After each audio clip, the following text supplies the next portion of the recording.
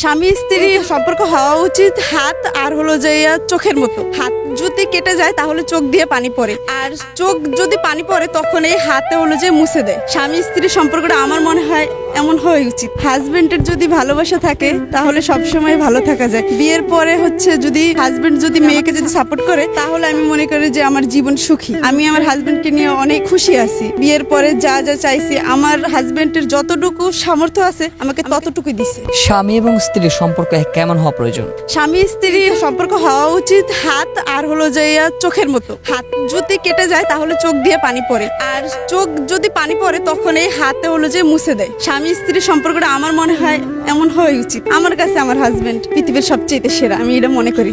আমার হাজবেন্ড যখন বাসায় আসে শত কাজের ব্যস্ততার মাঝেও আমাকে এসে মানে হাসি মুখে কথা বলে, আমার সাথে কখনো রাগ করে না। আমি যাই বলি না কেন সবসময় তার হাসি মুখ থাকে। ক্লান্ত থাকার পরেও আমার যদি শরীর না ভালো থাকে তারপরেও আমি যদি দরজাটা খুলে দিই তারপরে কোনো কিছু করা লাগে না, সে নিজেরটা নিজেই করতে পারে। আপনার স্বামীকে আপনি কতটুকু ভালোবাসেন? জীবনের সবচেয়ে বেশি আমার হাজবেন্ডকে বেশি ভালোবাসি। হ্যাঁ, আমিও তোমাকে অনেক ভালোবাসি, আমার জীবনের চাইতেও বেশি। বাগেরহাটে মেয়েরা বউ হিসেবে কেমন? বাগেরহাটের মেয়েরা বউ হিসাবে আমার দেখা মতো ভালো।